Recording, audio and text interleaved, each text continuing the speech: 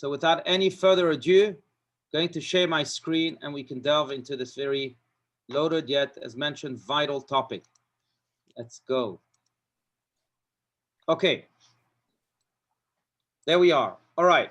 So I want to start this topic of the afterlife and exploration of the soul's journey by delving not into the transition from this world to the next, but quite the opposite, delving into the transition from that world to this world. Because once we can understand where this journey begins, we'll also be able to understand where this journey continues after this world. So where does this journey really begin? It begins with the soul. Each and every one of us, as we all know, does not just have a body, but we have a soul. And our souls might be equal because they are all divine. They all come from the same source. But their purpose, their mission in life is different. And when God sends us to this world, he sends each and every one of us with a different mission. No mission is alike someone else's mission.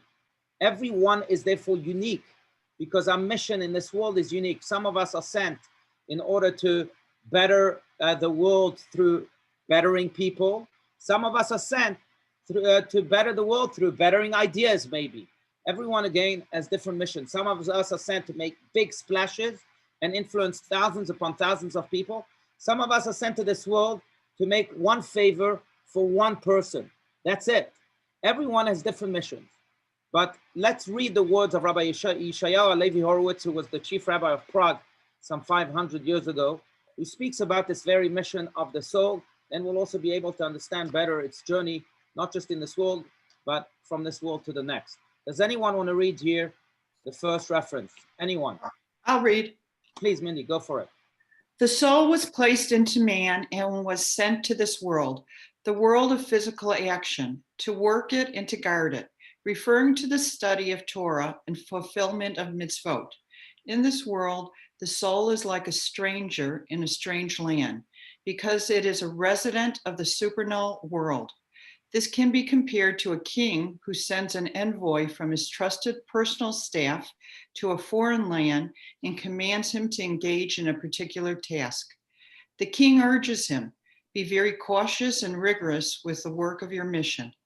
Similarly, God, the King of Kings, takes the soul of its heavenly chamber, where the divine presence is felt, and sends it to this world, placing it into a body. God gives man commandments, his mission being the fulfillment of Torah and mitzvot. As long as man is in this foreign land, he should not take his mind off his mission. I'm on Zoom with Rabbi Allouche. Okay. All right. Well, thank you, Mindy. So we're speaking here, of course, of the general mission. But as mentioned, everyone also has their very personal mission. Yes, a general mission is the fulfillment of Torah and mitzvot, of bettering the world altogether, but everyone has their own unique mission. As mentioned, just want to focus on the idea that it's not always easy to find that mission. Sometimes it takes a lifetime. But one thing for sure, in the words of Rabbi Yeshayahu Levi Horowitz, one should not take his mission off his mission, even for 1 second. We should be at least be preoccupied. We may have not found our mission yet, but we should be preoccupied with that pursuit. Where is our mission? Is it an opportunity that God is presenting in front of me right now? Is it in the person I'm speaking to right now? Is it maybe in the good deed that is presenting itself to me right now, yet maybe I feel like too lazy or too numb to do it? But maybe that's the mission for which my soul was sent. And therefore, even though some may say that we haven't found that ultimate mission yet, we don't really know what our ultimate purpose is in this world, we should not take this off our mind even for 1 second. Let's continue to pursue our mission. Now, this world is, in the words of the ethics of our fathers, this world is like the vestibule of the world to come. Prepare yourself in the vestibule so that you may enter the banquet hall. Now, if one is preoccupied with that pursuit of fulfilling his or her mission in this world and did everything in his power, then really that transition to the next world will not just be as smooth as possible, but also will be as rewarding as possible, because we will have died knowing that we did everything in our power to fulfill the reason for which we were sent, for which we were created in this world. We can come to God thereafter and say, God, I know you sent me for a certain mission. I may have or may have not found it, but I did everything in my power to fulfill it and to be open to it. So And God will look at us and say, okay, fine, welcome. I know you did that. And you did not take your mind off your mission, not just for 1 second even. So welcome, welcome. That's the reason for which I created you. And you fulfilled that reason beautifully. You passed the test with flying colors, so to speak. Now, that's the way really we view the beginning of the journey of the soul, not just in the next world again, but more particularly in this world. There's a great Hasidic saying that Rabbi Steinsaltz, my dear rabbi, would say quite often, and that is that one who is afraid of living will not be afraid of dying. One who's afraid of dying, one is afraid of living will not be afraid of dying. Let's just explain that. And what he meant really is that one who's constantly afraid of living, which means that I'm preoccupied, I'm anxious to live life fully, to fulfill my mission, then when that day comes, I won't be afraid of dying, because I'll know that I did everything in my power to truly fulfill my life to the best of my ability. And this is really what Rabbi Yeshayahu Levi Horowitz, the Ethics of Our Fathers, and so many sources here try to share. That we are sent here not just to please our bodies and to take and to maybe immerse ourselves in all sorts of worldly pleasures, but quite the opposite. We are sent here for a mission. We have to be open and preoccupied with that question of what is my mission each and every day. And if we do so, when death comes, we won't be afraid of dying. Now, transitioning from this world to the next, the Zohar tells us here that nothing is hard for the soul as is separation from the body. Now, I'll call you. Nothing is hard for the soul as its separation from the body. Why? Let me explain this. Let me dwell on this for a second. And that is because when the soul is sent to this world, of course, as we know, it's sent into a body. And the body and the soul, in a way to use this analogy, they marry one another. They have to learn how to live with each other. They have no choice. Like some marriages I know, they stuck together. Now they got to learn how to live together. Now, after they've lived together for quite some time, they in a way develop love. Like two people who come into this union of marriage, whether they like each other or not, after they've lived with each other quite some time, they learn the art of love, of connection, of bonding. Now, when, God forbid, divorce happens, which is basically what happens at the moment of death between the body and the soul, they have to divorce themselves from one another. It pains both sides. It pains the body and pains the soul. Why? Because it was so used to being in the body for so long. And the soul really suffers. And it's hard for the body to leave the soul. That's why, God forbid, if you've ever experienced death and a person, in other words, dying and transitioning from this world to the next, you may see on the person's face or even feel it in the room that it's hard sometimes for a person to let go. That's why very often family members would tell their loved ones, you can go, we give you permission to go. Don't worry, you have nothing to be afraid of. All of these statements stem from this idea that is so well elucidated in the Zohar, that it's hard for the soul to leave its body. So we say to the soul, don't worry, go, divorce yourself from this body. The time has come. I know it's hard. We know that you might be suffering, but if you can muster that courage to leave your body, you will be rewarded. And then the Zohar continues to say, I'm just reading the reference, and then I'd like others to also jump in, but observe that when a man is on his deathbed and at the point of the body departing from the other world, 3 messengers are sent to him. And he sees, that person who is dying, sees what other men cannot see in this world. That day is a day of heavenly judgment on which the king demands back his deposit, the soul. Happy is the man who can restore the deposit just as it was given to him or to her. Now, this also explains, this is yet a deeper layer of why it is so hard for the soul to leave the body, not just because they were living for so long with one another, and any type of divorce like that is hard because we, as mentioned, we've developed the art of love and the art of connection, but also because it's a very heavy day for the soul. It's a day of heavenly judgment. It's a day in which the soul knows, okay, now I'm going to be judged for my entire life, for what I've done and what I've not done. And the person then sees what maybe that person did not see his entire life. Some speak of, some people who've had near-death experiences, NDE as we call them. They spoke about how just before they they died or they thought they were dying, they saw their whole life flash before them.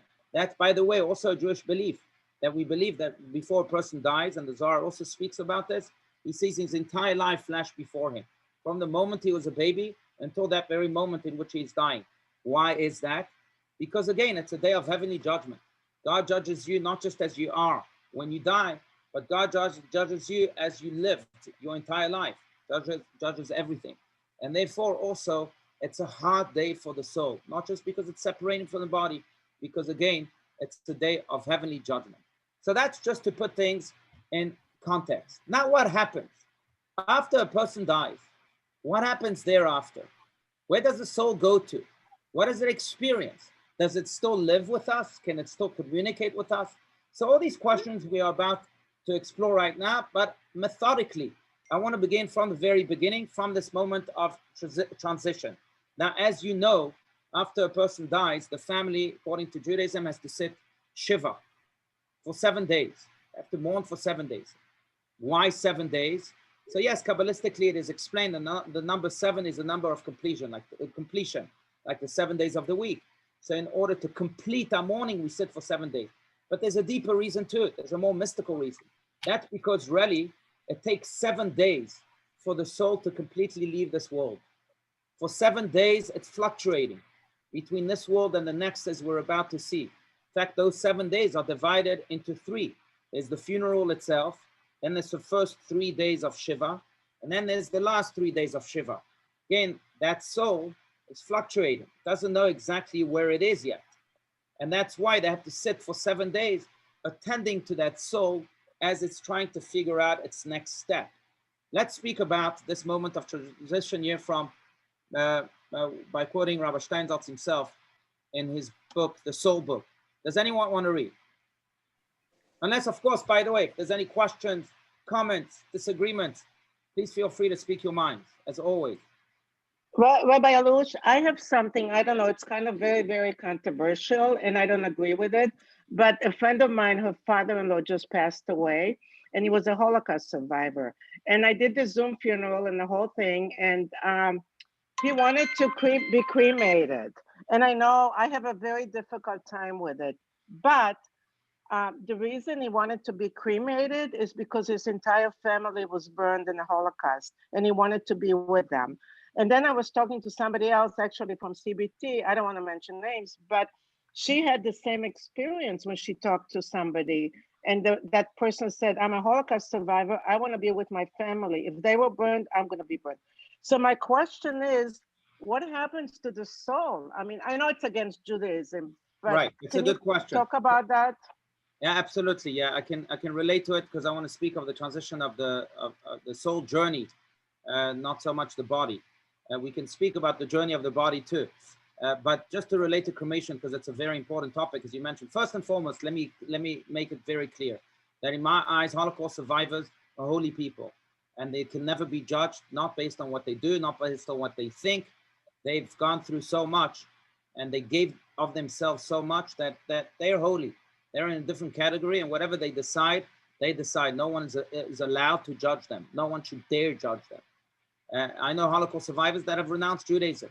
So it's fine. I mean, who am I to judge after the experiences they've gone through? Now, this Holocaust survivor decided to cremate himself. Who am I to judge? What can I say? These people are holy on a completely different level than we are. But relating to the issue of cremation itself, yes, Judaism is very much against cremation. Why? For multiple reasons. First of all, the body that we have is not ours. Just like we're not allowed to have tattoos, just like we're not allowed to blemish ourselves or pain ourselves, because the body is not ours. So too, we can't just decide what to do with our body. That's number one. Number two, because of what we just said, it's very much connected to what we just said before, that nothing is hard for the soul as its separation from the body, because we are against cremation. Why? Because again, the soul and the body are married. And when the soul leaves the body, it's hard to leave its other half, so to speak, or its other part. Now, when it sees that its other part is being burnt, is being cremated, it pains the soul even more. Not only is it hard then for the soul to leave the entity that it developed feelings towards, But now it sees that that entity is going through this cremation, and it pains the soul even more. So in order not to cause pain to the soul, we're also against cremation. And the other reasons too that we can get into a different time, but these are the two main reasons I would point out.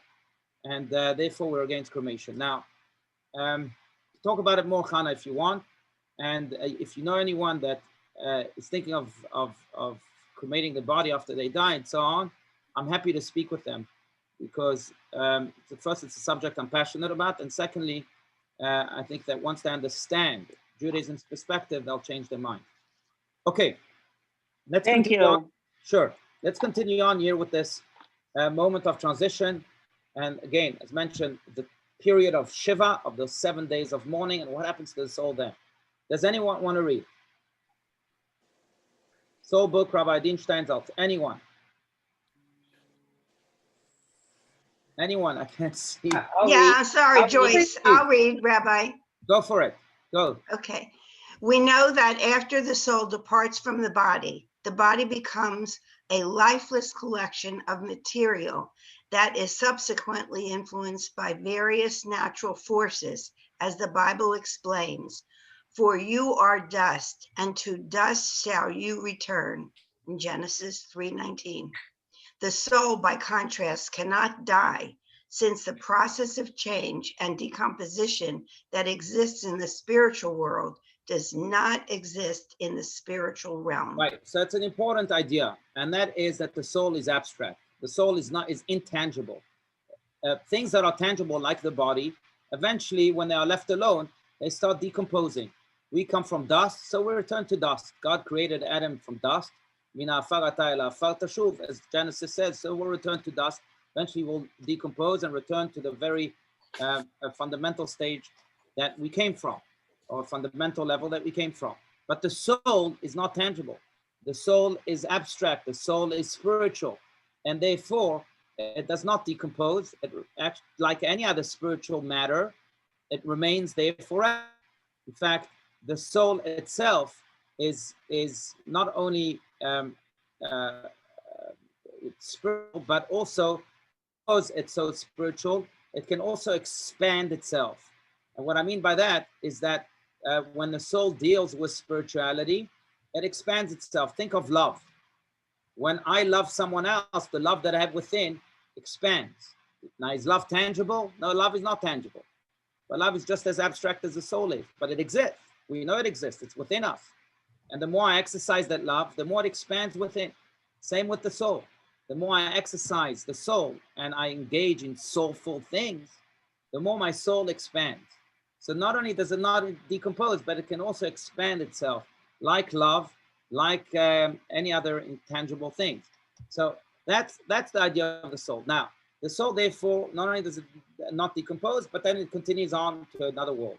Now, what happens as it continues on to that other world? Again, we have the Shiva services. And at first, because it doesn't quite understood what happened to it, again, it was married to a body for so long. So it's hard for it to just say goodbye to the body. Imagine a relationship that you may have had, and all of a sudden you needed to say goodbye. Go back to your teen years where you were boyfriends and girlfriends with someone, and after that relationship ended, it was hard. You wanted to go back, but you couldn't. You knew it wasn't good for you. So same here with the soul. It wasn't a relationship. It wants to go. So it doesn't really know where it is. My mind, it's not clear after I've broken a relationship. So too, my soul's mind isn't clear. So for 3 days, and this is level 1 here, the Jerusalem Talmud tells us, the soul hovers over the body, considering whether to return. So again, it doesn't know. Did I just leave for a little bit, or did I leave forever? After 3 days, when it sees that the face of the body has changed, it leaves the body and departs. It believes, oh, okay, this is a sign that I'm not a part of that. Death actually happened. The body is changing. The face of the body is changing. And therefore I must now continue onward. That's why, according to Jewish law, the first 3 days of Shiva are also days of more intense mourning. If one, for example, can do without a shower, without bathing whatsoever the first 3 days, then they should try their best not to do so. And also, if one can do without working, some people are just dependent on their livelihood to put bread on their table. If one can do without working the first 3 days of Shiva, of course the whole period of Shiva too, but at least the first 3 days of Shiva, one should do without working. These are more intense days of mourning. Why again? Because the soul needs our support the most then. It's in its most confusing stage. It still doesn't know where it is. That's the first 3 days. Then the last 3 days of Shiva, in other words, day 5, 6, and 7, then all 7 days of mourning, the soul leaves the house and goes to the grave, and from the grave to the houses which people are mourning her or him, and mourns the body. After 7 days, it goes on its way to its place. So what this comes to say is that the first 3 days, the soul understands that it doesn't belong to that body anymore. The second part of that Shiva, the last 3 days, the soul understands that not only does it not belong to its body, but also it doesn't belong to this world anymore. Because the soul asks itself, fine, I'm not part of the body, but am I still part of this home? Do I still live here? Am I still connected to these people that I love? Where am I? So it transitioned from this confusing stage of, am I part of a body or not? That after 3 days, it figured out. But the next 3 days, it asks the bigger question, am I part of this world altogether? And it's unclear for the soul. So all 7 days, the soul goes to the grave. Where am I? To the houses? Where am I? Where do I belong? But after 7 days, it says, okay, I don't belong to this world. Let me go on to heaven, to the next stage. And that's level 3. Level 3 is after Shiva. Now we go to the first 30 days after Shiva, which basically end at level 1 of separation. We move on to the level 2 separation, which ends after 30 days. That's why, by the way, we have what's called in Judaism shloshim, 30 days of commemoration of the passing of the deceased. And that's when we should have maybe a gathering in a home or at synagogue where we say blessings in honor of the deceased. And we come and comfort the mourners too at that point. Why? Because again, it signifies the conclusion of the second stage. What's the second stage all about? All those 30 days, the soul and the body are judged as one. And thus the soul is found below. After that, the soul departs and the body erodes in the earth. So after 7 days, it understood that it's not part of this world, as we explained. But now, before it moves on to the heavens, it still carries the baggage, so to speak, of its body, because it's judged as a soul and body together. So it understands that it's not a part of this body anymore, but it still has to relate to it because it's being judged with the body. After 30 days, that's when God says, okay, you can drop that baggage of the body and you can continue on now solo as a soul that goes on to the heavens. And that's why, again, we have the shloshim. So that's the second level of separation. The third level of separation, if we count the funeral, is the first level. And then the next level and the final level of separation concludes after 11 months. And that's why, by the way, mourners, children of parents have to say Kaddish for 11 months. Why 11 months? And that's because of what the Talmud teaches here, that for 12 months, the body exists and the soul ascends and descends. After 12 months, the body becomes null and the soul rises up. So for the first 11 months, or some say 12 months, the first yortzeit, but the soul goes back and forth and understands that it's not a part of a body, it understands that it's not a part of the soul of this world, and understands that after 30 days, it's not even being judged with its body, but still it feels connected. There are feelings of connection, lived in this world after all. So it ascends and descends, it just checks. Just like, you've ended a relationship, as we said at the very beginning, it's very emotional, it's hard. After a while, you got over it. But you still want to check from time to time what's happening here with this world. It's not like you have any emotional connection anymore, but okay, let me go back and forth, let me check. Let me go on their Facebook profile, let's see what happened to them. Let me Google their name. Maybe I'll find something interesting. It's not that you have any emotional connection anymore, but you want to check. So that's what the soul does, ascends and descends.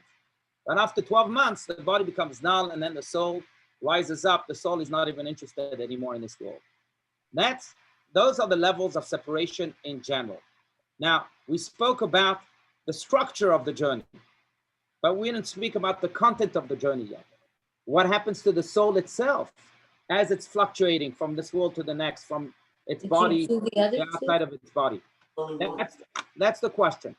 So after speaking of the structure, let's go now to the very content. Of course, unless there are any comments, questions, disagreements, anything. Rabbi, I have one. Please. Because it's coming up in the next paragraph. Yeah, please, Heidi. Is God appointing these messengers, and are the messengers angels? So it's a good question. So those three messengers that we spoke about. Yeah. That's right. By the way, that's why, as we'll see soon, I also attached to the end of these references some practical laws. But that's why you should know that if, God forbid, you are ever in that situation where you are attending to a person who's dying, is transitioning from this world to the next, you cannot stand by the head of the person. Why? Because we said where the three messengers are. So to give them their respect, we let them stand where they're used to standing, by the head. Why by the head, by the way? Because we say that that's where the soul dwells. And that's where God's Shekhinah, God's divine presence also dwells. So that's why they stand there, and out of respect to that, you don't stand there. But who are those three messengers? These are three angels that are sent by God. In addition to those three angels sent by God to escort the soul from this world to the next. In addition to this, and we're not going to go into this now, but it's important to know that we also have millions of angels with us. Why? Because we truly believe that each time a person performs a mitzvah in this world, an angel is created.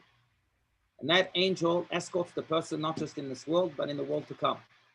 And when it arrives to heaven, that angel is an advocate for the person. Look at the mitzvah it did, I'm representing it. And therefore, I'm saying millions because I believe that every one of you has done millions of mitzvahs so far. I know many people that we know and love have done millions of mitzvahs so far, so they have millions of angels. So it's an important point to remember too. But speaking of those three angels, fine. Let's jump right back in to the Zohar. Does anyone want to read this?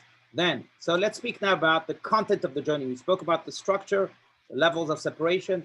What happens to the soul itself? What is it feeling? What is it experiencing? That's what we're going to speak about now. Anyone? I'll read. Please. Yeah, please, Julie, go for it. Then three appointed messengers descend upon the man. One of them makes a record of all the good deeds and the misdeeds that he has performed in this world. One casts up the reckoning of his days, and the third is the one who has accompanied the man from the time when he was in his mother's womb. Right. Okay, these are three angels. So three angels that have different tasks, but I think the common denominator is that these three angels know you intimately. Intimately, you can't hide from them. And therefore, they can really have the most honest reckoning of you and of your life when you eventually transition. All right, now what does the soul experience altogether throughout this entire journey? Stage one, does anyone want to read? Julie, continue, please. For 12 months after death, the power of the body still exists for most people, and the soul is inclined to the body's knowledge and deeds with physical images as it was accustomed to during physical life. After 12 months, it transcends the ideas of a physical realm, wears a cloak of royalty, and is coronated with the crown of God Eden, paradise. Right, so if I may add just one word to this passage, and that is that it's for a maximum of 12 months. A person lives in a state where it still imagines somehow that it's in this world. That's why Kabbalah calls this stage the world of imagination, or in Hebrew, Olam HaDimyon. Because a person was so married to his body, he might still think that he's eating like a body does. Maybe he's playing soccer like a body does. Maybe he's massaging himself like a body does. But it's not, because the body is no longer there.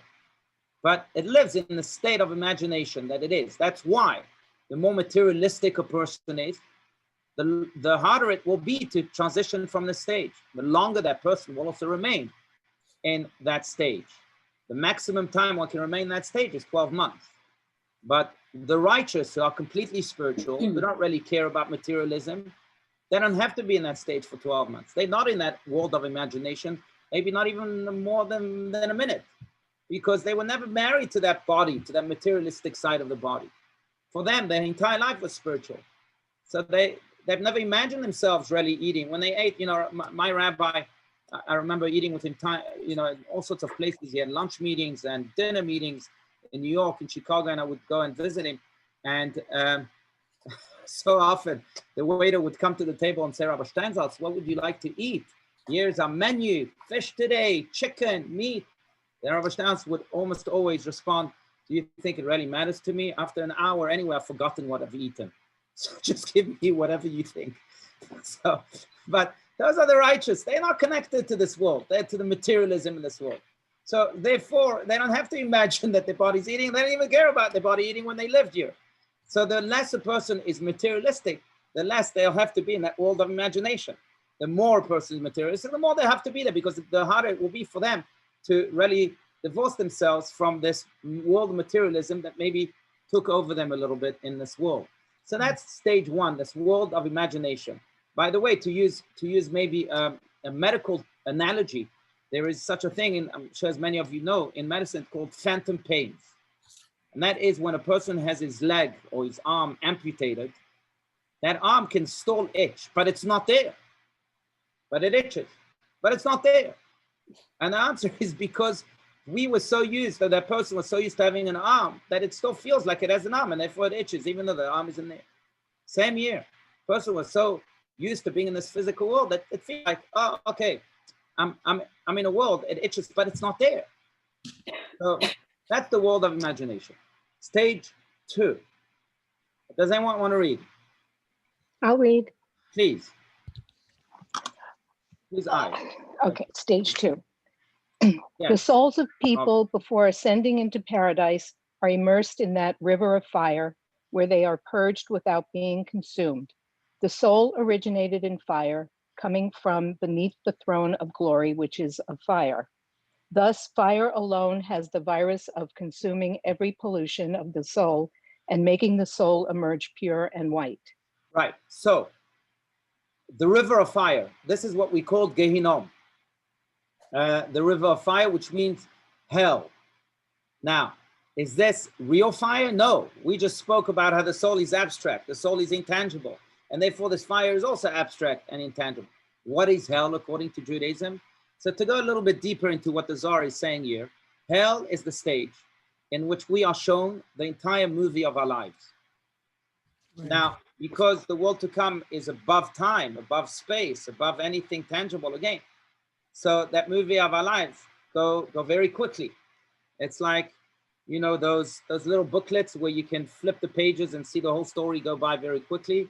So here, God is flipping the pages of our lives, so to speak. We see our entire life go by very quickly. It's not like we have to sit there for, say, 100 years if we lived up to the age of 100 and see the movie of our lives. No, it goes by very quickly. It flashes in front of us again because we're above time. We see the movie of our lives, but we see it from a divine perspective, from a clear knowledge, therefore, of what is good and what is bad. And each time we see ourselves in that movie of our life doing something bad, it embarrasses us. It fills us with that fire of shame. That's the fire we're speaking about. Because we're seeing it again from a divine perspective, and we know that this was wrong. That embarrassment is hell. Now, it's not an embarrassment, and it's not a pain that comes to punish us. It's just a consequence that quite the opposite comes to cleanse us. Now that we've understood that what we did is wrong and we're embarrassed by it, then we can upgrade ourselves now to the next stage. We've now matured and therefore are ready for greater good. So it's not a pain that comes to punish us like other religions may say, but it's a pain that comes to cleanse us. It's a pain of embarrassment. It's a fire of shame. Of course, an abstract fire of shame. It's almost like when we were in school. It's an analogy I like to use, but because that happened to me so often, where we would write an exam And then our teachers would give us back the exam and say to us, okay, look over your answers. And then we go over our answers, and then we realize that the teacher gave us 0 for one specific answer, then for another specific answer. And we are rereading our answers, and we're saying to ourselves, gosh, why did I write this? I knew what the right answer was. And it pains you. Because, again, you're looking at it now from a more intellectual and correct perspective. Same year, this is what hell is according to Judaism. We're looking at our lives from a divine perspective, and therefore we are filled of shame when we see bad things happen. Now, I want to mention something that's very important, and that is that if a person does bad and does teshuvah in this world, which means really regrets, repents, and repentance, according to Maimonides, has to include 3 stages. First is remorse, but that's not enough. Second, you actually have to confess. Especially if you wronged someone else, you have to go to that someone else and say, I'm sorry. So you actually have to confess, vidui, express it in words, express that remorse in words. And then third, when that same temptation comes to you and you don't transgress it or you don't fall into its trap, that's when your repentance is complete. That's when we know, you've overcome the test. Now you are fully changed. So if a person has repented in this world, the bad that he or she did is not shown to him during that movie of his life. It's completely erased from its record. And so that's why we encourage people to do teshuvah even at the very last second. Even when a person is on his deathbed, one should do teshuvah. Because that teshuvah, again, has the power to cleanse everything bad that you've done. Then you can come to the world to come completely clean without having to go through this hell. That's stage 2. Stage 3, does anyone want to read? Stage 3 is heaven, but what is heaven? What does the soul experience there? Again, speaking of the content of the journey. Anyone? Please, Julie. The atmosphere of Gan Eden, paradise, envelops every individual, and in this atmosphere are recorded all of one's good thoughts and utterances of Torah and divine worship. And likewise to the contrary, heaven forfend, negative thoughts and utterances are recorded in the atmosphere from Gehenna, hell, which envelops every individual. Right. Okay. So Gan Eden is really very hard to express, and as Maimonides will continue to say, that just as a blind man cannot comprehend color and the deaf cannot comprehend sound, so too the body as it is in this world, we cannot comprehend the delights of the soul. In this physical world, we cannot know the spiritual world. We're kind of blind towards it. We can only come to know it through much inquiry. Now, we can get senses of the soul, but speaking of the entire world of the souls, that it's very hard for us in this world to comprehend. Now, maybe something that comes close to spiritual, soulful pleasures in this world is good deeds. When you do a good deed, it feels good. Why? Because the soul now basks in the delight of that goodness. So in a way, that's what you feel like when you're in heaven. Now, or sometimes you feel like such a tremendous spiritual awakening. It can happen on Yom Kippur. It can happen when you visit the Western Wall, or it can happen just on a Tuesday morning. It doesn't matter. You wake up and something as a wake. That's a soulful delight. That's a soulful yearning, maybe. And that's what we feel in the world of souls. Now, these are glimpses into that world. But to fully understand this world is almost impossible. But that's what we believe is heaven. Heaven is not a place where they give you good ice cream. That's, again, abstract, that's materialistic, and that's not the world we live in up there. That world is completely abstract and spiritual and intangible. So it's, of course, a world of spiritual pleasures. Music maybe is another type of spiritual pleasure in this world. Of course, depending on what music, not reggae and not rap and not rock and not hard rock. Maybe classical, to my humble taste, maybe classical music, or maybe those types of musical trends. But in any case, we can't really understand, but that's the type of soulful pleasures we live in. And there's nothing greater than soulful pleasures. No materialistic pleasure in this world, I don't care what it is, can even start to compare to the pleasures of the soul. We know this in this world. There's no greater feeling than doing good.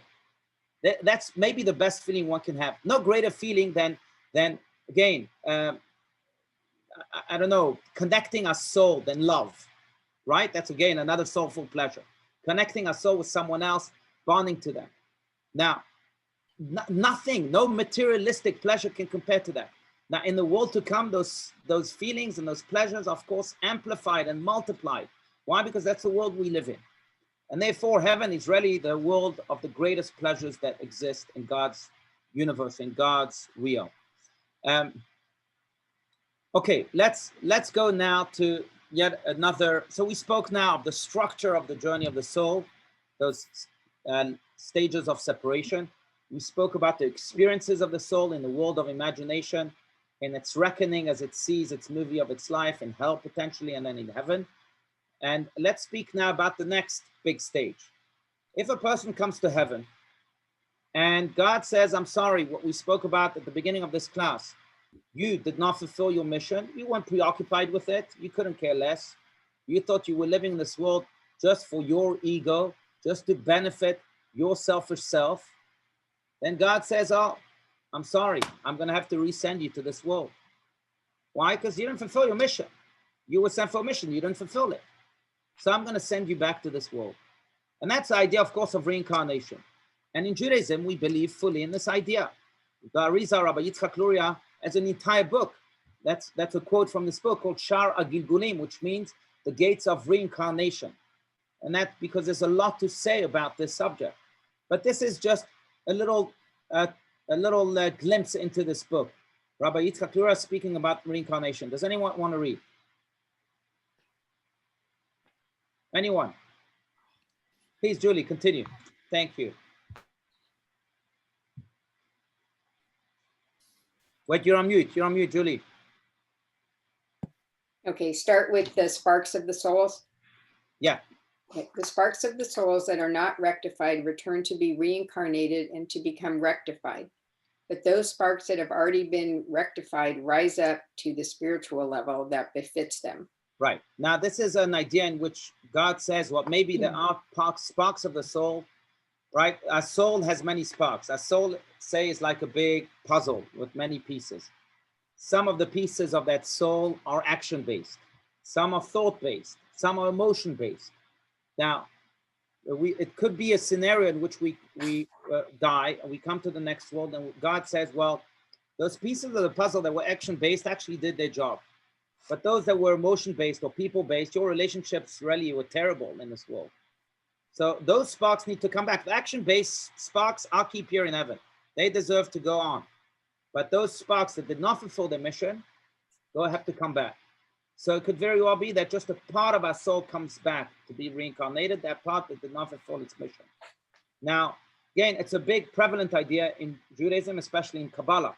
Now, I just to emphasize this idea, I want to quote a letter by Rabbi Schneerson of blessed memory, the Lubavitcher Rebbe, the late Lubavitcher Rebbe, who atypically, is a very pragmatic man, especially in his responses to people, but atypically he once wrote, I've shared this letter before, but he once wrote to someone who was complaining about his marriage and how he has terrible issues with his wife and so on and so forth. And the Rebbe writes to him, and I just want to quote this, maybe not read the entire thing because the time is short, but the Rebbe speaks to him about this idea of reincarnation. And then he says to him like this, the issue of Shalom Bayit, harmony in marriage, is so difficult for you, proves that it is a mitzvah which needs fulfillment. In your past lifetime, you did not refine this mitzvah. Now is your opportunity. Maybe God sent you into a difficult marriage because in the past lifetime, you failed in that department completely. So he's giving you now a second chance. You should embrace it, not complain about it. Now is your opportunity to refine this mitzvah. And by the way, that's one of the indications to us in a way that enables us maybe to understand why we were sent to this world. When things are difficult for us, we shouldn't shy away from these difficulties, but maybe they are difficult for us because God is making them difficult for us to see if we can pass this test this time around.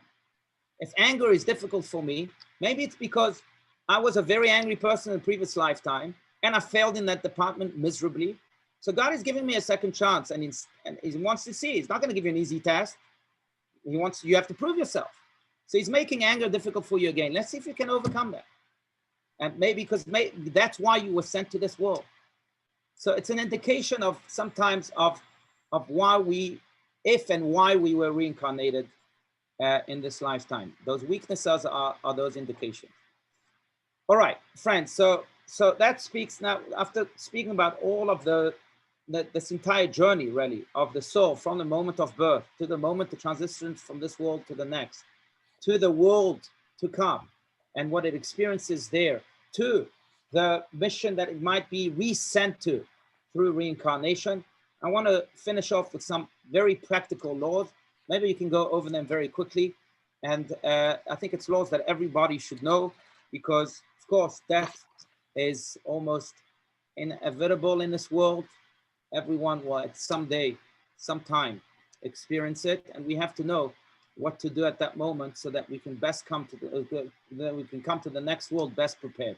So let's go, and please God, of course, we'll all live until 120 years old, or even better, Mashiach will come and we'll live an eternal life, and then we won't need to know of these things. But just in case, let's go over some of these Jewish laws. Does anyone want to read here? A few practical ideas of what to do. Julie, fine, continue. Let's go. Yes, thank you. Okay. Material affairs. One should indicate if he owes any money or if money is owed to him, and if he is guarding anything that someone deposited with him. Right, because you don't want to come to the next world indebted to someone. You want to be free, unleashed. So make sure you pay back the money that you owe, or at least you instruct your beloved to do that. Go ahead. How to dispose of his property and belongings. One should not leave his heirs empty-handed, even if they did not treat him properly. Additionally, one should will a portion of one's property or money to charity. Right. That his funeral and burial be in accordance with Jewish law, that his descendants should follow Jewish ways and traditions. Right, absolutely. Right. Okay, to remind them, especially during those times, that they too were sent here for a mission. And that mission includes, of course, Jewish ways and traditions and mitzvahs. All right, spiritual affairs. Go ahead. One's heart should be full of repentance, for even in the final second, he is given entrance to heaven. Our sages have instituted a set of prayers called Vidoy, confession, that should be recited before one feels his final moments are approaching. Right, and if it can be recited by the person himself that's dying, great. If not, it should be recited on behalf of that person by his loved ones. That it's a very unique prayer called Vidoy, but basically it's a prayer of confession again, because we really believe in this virtue of repentance, as we explained. Person repents, and he won't have to suffer in the world to come, because those bad deeds that he may have done in this world are completely erased. Okay, final days. Go ahead. One should try to ensure that the person's spouse and children are present at the moment of passing. However, only those who can contain their grief should be in the room. Right, there's multiple reasons for that. The mystical reason for that is because in a way they serve as testimony, as living testaments of what this person accomplished, the great good that this person accomplished in this world. After all, he gave birth, and he or she gave birth, and he or she raised those children. So when they're there, the messengers say, oh, okay, the person did something in this world.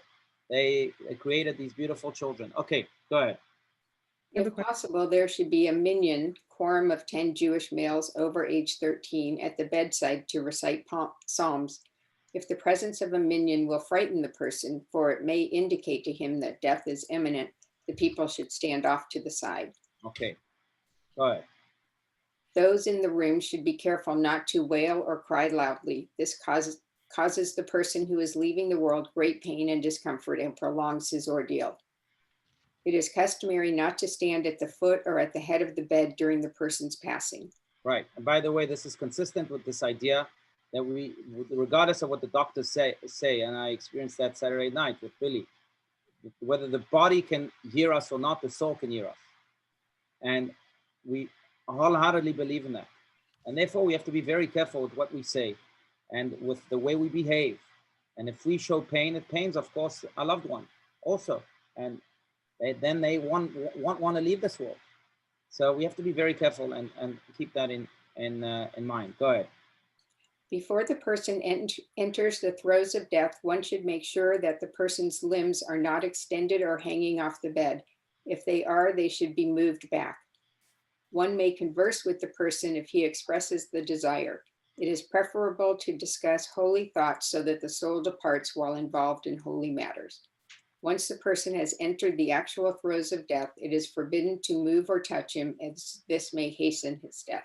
Okay, so some very clear and practical laws. Janet, I'm sorry, I thought did you raise your hand? No, I did, but it was answered in the next sentence. Thank you. Oh, okay, Thank you. excellent. All right, last set of laws right here, the final moments. Go ahead. During the last minutes of life, no one in the presence of the deceased may leave, excepting those whose emotions are uncontrollable or the physically ill. It is a matter of the greatest respect to watch over a person as he passes from this world. After Right. death is, sorry. No, go ahead. I'm sorry, continue. After death has been ascertained, the eyes and the mouth of the deceased must be closed either by the children or friends or relatives, and a sheet should be drawn over this deceased person's face. Right, and by the way, this too is a matter of greatest respect because that person wouldn't want to be seen in that way. So we cover him or her so that he's not seen that way, and we demonstrate that respect. Continue. Some people also open a window in the room in order to allow the soul to depart. The position of the body should be so oriented that the feet face the doorway. Other than this, the deceased should not be touched or moved except for his own honor, such as straightening the body if it is found in an awkward position. A candle should be placed near the head of the deceased. According to some customs, many candles should be placed all around the person. A beautiful Right, and by the way, the reason for that is because the candle represents the soul. In the words of King Solomon, the soul of man is a candle of God, and to represent that the soul is still very much with us and still illuminates this world, we therefore light a candle. Go ahead. A beautiful and moving custom calls upon relatives and friends to ask forgiveness of the deceased at this time for any harm or discomfort they might have caused him during his lifetime. The mirrors in the entire house are covered to de-emphasize the beauty and the ornamentation of the flesh at a time when, in the same house, another person's body has begun to decay. Another explanation of this custom is that the image of God reflected in the mirror has been diminished by the recent death. Psalms are recited. Personal behavior in the room of the deceased should be consonant with the highest degree of respect for his person. There may be no eating, drinking, or smoking in his presence. Outside the room proper, however, these are permitted. No derogatory remarks about the deceased may be voiced. Okay, From the moment of death until burial, the deceased may not be left alone. Therefore, the family must arrange for a person called a shomer, watcher, to be at his side at all times. Right, and the task of the shomer is to recite psalms and in a way to surround the body with holiness. Go ahead. If death occurs on the Sabbath, care should be taken not to light the candles near the deceased. Only the most minimal arrangements may be made on Sabbath, and those only out of respect for the dead. Okay, all right, so these are the practical laws to end this very intensely spiritual and holy topic.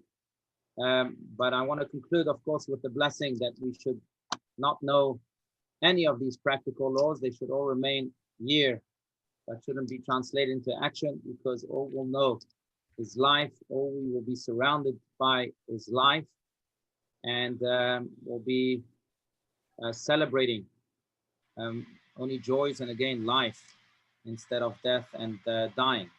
I want to conclude just by saying once again that hopefully, as we are bombarded by all these news about the elections and by divisive forces in our country right here, let us focus on what is truly important, and that is the way we live life, the way we actualize our God-given unique mission in this world, and let the other pieces that are in God's department fall where they may fall.